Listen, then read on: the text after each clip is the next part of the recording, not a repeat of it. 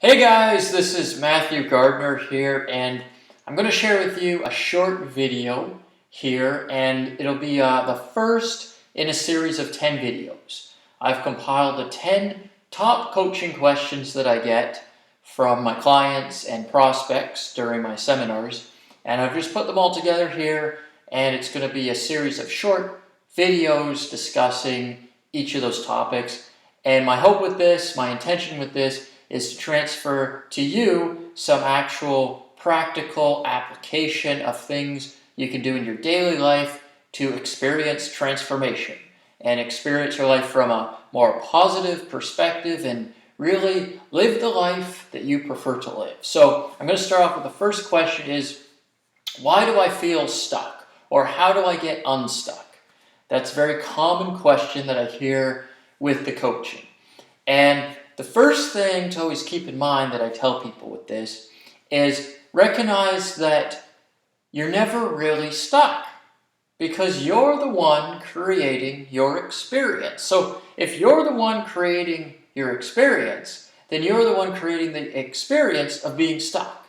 So it's always important to keep in mind that it's not this empirical fact that you're stuck and you have these obstacles in front of you and you can't move. That's actually an experience or a circumstance that you're creating for yourself. So straight away, just by acknowledging that idea and having a willingness to accept it, straight away you're going to get some relief from it. And it's going to start opening up more doors. So that's the first thing with it. The second thing, so that's acknowledgement. Just basically acknowledging that you have the power to, number one, create the situation for yourself. And then, of course, that means on the other side of the coin, you have the power to create another situation. So the next phase that comes into place is the idea of appreciation and how you can actually appreciate that you've allowed yourself to experience this position of feeling stuck. And when you can actually appreciate that, like, hey, I created this experience for myself and I'm okay with that, and I've realized that I just don't prefer it, I'd rather do something else, then now you can free yourself from that chain that you've been holding on to of the stuckness. So that's the second component. The third component that comes into place is then just allowing the next thing that needs to happen based on acting on your highest excitement. So when you allow yourself to realize that, hey, there's other opportunities here that I can now take, no matter how big or how small, and just to act on whatever one excites you the most or whatever opportunity in your day right now is going to make your mind, body, and spirit sing in the greatest way. That's how you get unstuck, is you just look, hey, I'm getting up, I'm waking up this morning, and I've been experiencing this feeling of stuckness, but today, why do I know that I can be totally free and liberated? So all right, given what my day is, what are my options?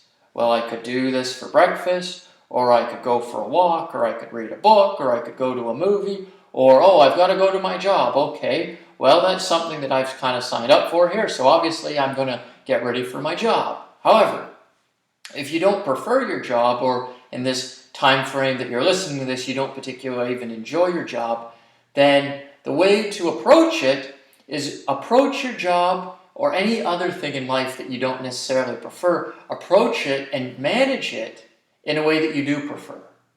And that's how you can start creating little doors and little spaces to bring in more light, more harmony, more peace, more balance, more power, more positivity by dealing with the things in life that you don't prefer, by dealing with them in a way that you do prefer. So have fun with the things that you don't necessarily prefer to have in your life, but don't have any judgment about it being there. So if you find yourself in a situation that it's like, I don't enjoy this, I don't prefer this, I don't want this, start to work with it in a way that you do enjoy, just a little bit. If you're a 0 out of 10 right now in terms of enjoying it, look for another approach, another way to view it, another way to perceive that circumstance that takes it from a 0 out of 10 to a 1 out of 10 or a 2. And just work with that and build on that daily.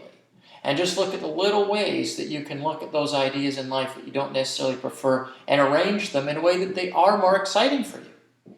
And then, when you are just involved in your day-to-day things and you have many options, simply choose the ones that excite you on a daily basis. And they don't have to be huge things. They don't have to be career moves. They don't have to be global projects. They just have to be little investments in your excitement, little investments in things that make you enthusiastic and energized.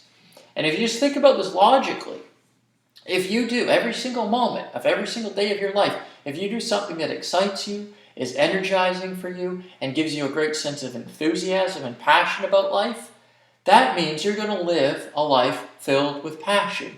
And in effect, that is finding your life's purpose, is just living each moment to the fullest extent possible, arranging everything in a way that you do prefer and you do enjoy, and knowing that no matter what circumstance you're facing or dealing with or confronted with, you're the one who created it. And if you just keep these things in mind, it can open up a whole many doors for you in terms of feeling stuck. You'll never have that sensation again unless you choose. So now, after watching this video, I encourage you to just reflect on what would be my next action step of inspiration, no matter how small as just reading a book or having lunch with a friend, or maybe something a little more substantial in terms of a career type of action or a relationship type of action. Whatever it is, it doesn't matter how big or how small, just reflect on what would be your most significant and exciting and enthusiastic and inspirational next step in life, and post it in the comments below, along with anything else that you can have insight and reflection upon that I've covered in this video. So again, just to recap, 3 things: acknowledge what you have in your life instead of what you don't have, appreciate that you have it, whether you prefer it or not, and allow whatever needs to happen to take place next by following your excitement and not taking legitimate action on that excitement. And you'll naturally always be in a cycle of momentum and a cycle of flow. So again, my name is Matthew. Thanks so much for watching the video. I hope you enjoyed it. Post your comments below, and I'll be following up in a short period of time with video number 2. Until then, take care and have a great day.